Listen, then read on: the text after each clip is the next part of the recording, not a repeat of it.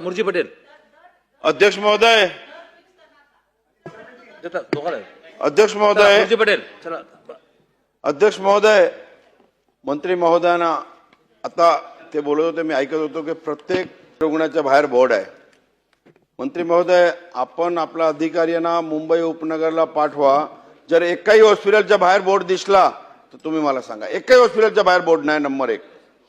Number 2, अध्यक्ष महोदय, लहान बाळकाची एकही रुग्णालय हा मुंबई उपनगरला नाही. प्रत्येक लोकप्रतिनिधी आपला कार्यालय बसतं, सम्म लोक येतात, त्याच्या 50 लोक हॉस्पिटलचा प्रॉब्लेम घेऊन येतात. 50 लोक. अध्यक्ष महोदय, मुंबई शहराची परिस्थिती अत्यंत वाईट आहे. अध्यक्ष महोदय, मी तुम्हाला विनंती करतो, मुंबईमध्ये हॉस्पिटल रिझर्व प्लॉट असंख्य आहेत. मंत्री महोदयांना माझी विनंती आहे की एखादी हॉस्पिटल लहान बाळकासाठी जर उपनगरला केली, भूखंड आमच्याकडे आहे, शासकीय भूखंड आहे, हॉस्पिटल रिझर्व आहे. मंत्री महोदयांना माझी विनंती आहे, एखादी हॉस्पिटल हा मुंबई उपनगरला द्यावी अशी विनंती करतो. चला मंत्री महोदय. सन्मान्य सदस्य, सन्मान्य अध्यक्ष महोदय, सन्मान्य सदस्य मुर्जीभाई पटेलने 2 प्रश्न विचारले. त्यातला पहिला प्रश्न असा आहे की आताचे जे काही दर आपण लावले जातात ते दर कुठल्याही हॉस्पिटलमध्ये लावले जात नाहीत.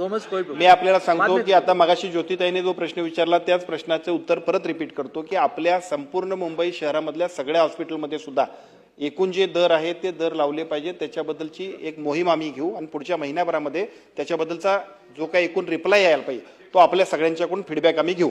म्हणजे आपल्याला चला दर निश्चितीकरणाचा भाग जो आहे.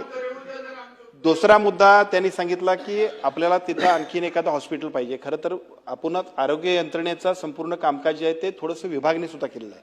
मुंबई महानगरपालिकेच्या अखत्यारीमध्ये मुंबई महानगरपालिकेने या सगळ्या सुविधा करणं अपेक्षित आहे. मला असं वाटतं की आजच्या आपल्या प्रश्नाच्या निमित्तानं मुंबई महानगरपालिकेला सुद्धा आम्ही सूचना देतो की अशा पद्धतीचं हॉस्पिटल जिथं गरज असेल तर ते करायला पाहिजे.